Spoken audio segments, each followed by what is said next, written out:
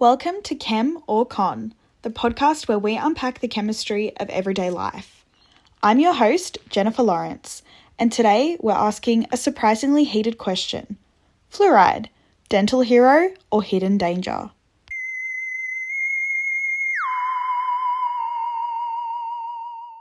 Why fluoride? Well, it's been sparking debate for decades. Some call it one of the greatest public health measures of the 21st century.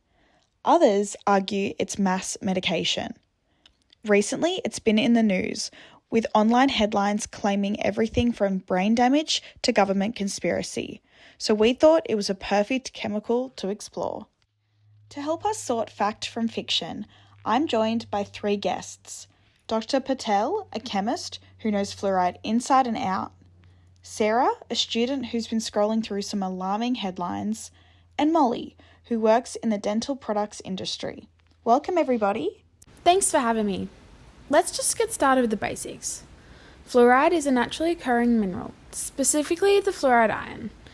In your teeth, it interacts with hydroxyapatite crystals in enamel and forms fluorapatite, which is stronger and more resistant to acid attack from bacteria. That's why adding fluoride to toothpaste and to drinking water has been a major health strategy for decades. But just to be clear, when we talk about adding fluoride to water, we're not just sprinkling in random powders.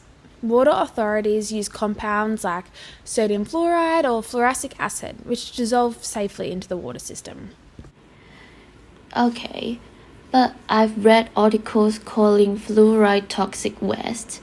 Some even claiming lowers kids' IQ or causes bone problems. If that's even partly true, why are we still putting it in our water? That's a really common concern, Sarah, but the evidence at recommended levels show the opposite. Communities with fluoridated water see up to 25% fewer cases of tooth decay. Organisations like the WHO and the Australian Dental Association back it. Fluoride toothpaste especially is one of the cheapest and most effective preventive tools we've ever had.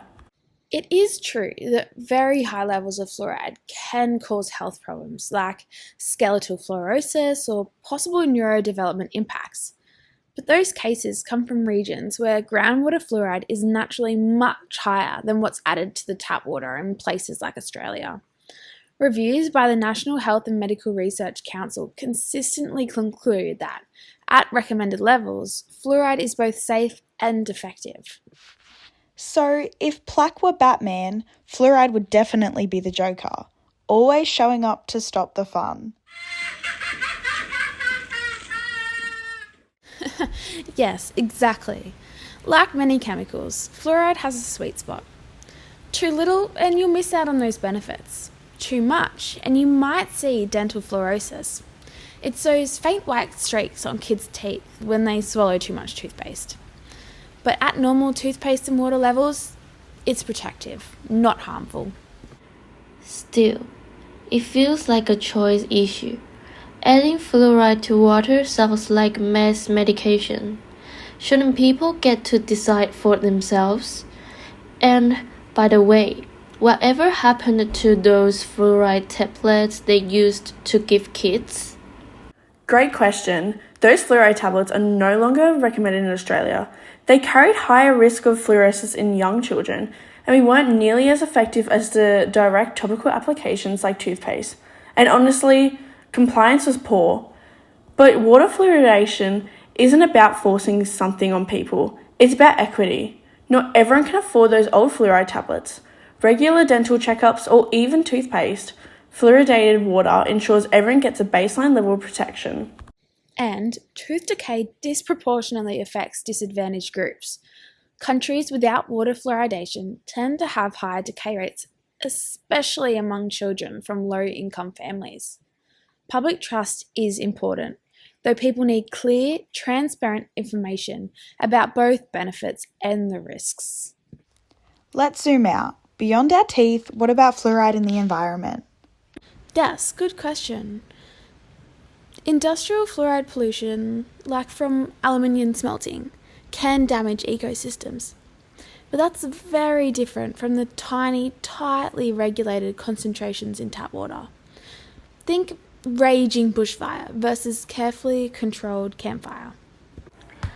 But what if I brushing twice a day with fluoride toothpaste and drinking fluoridated water?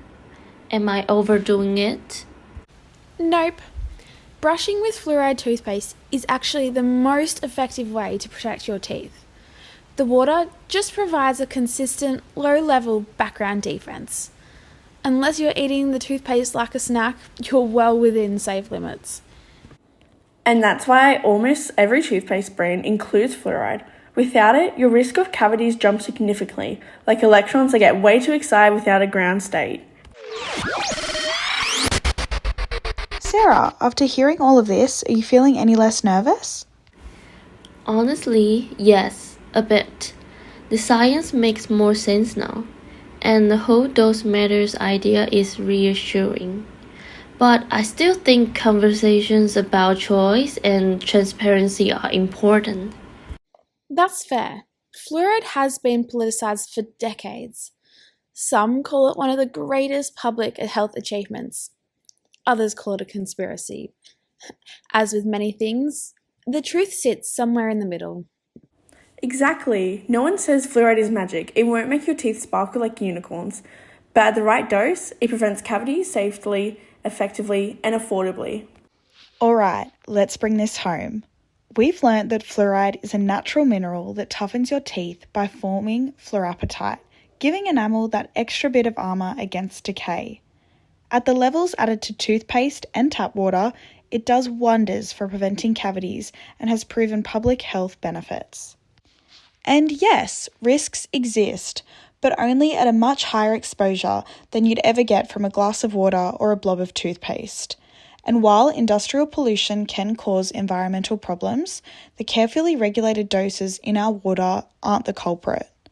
So maybe fluoride isn't a caped hero or an evil villain. It's more like that slightly quirky neighbour, mostly helpful, occasionally misunderstood, and guaranteed to spark a debate if someone brings it up at the barbecue, right behind the sausages and potato salad. Huge thanks to Dr. Patel, Sarah, and Molly for today's lively chat, and thank you listeners for tuning in to ChemOrCon. Remember, floss like a boss, brush like you mean it, and keep smiling. Until next time!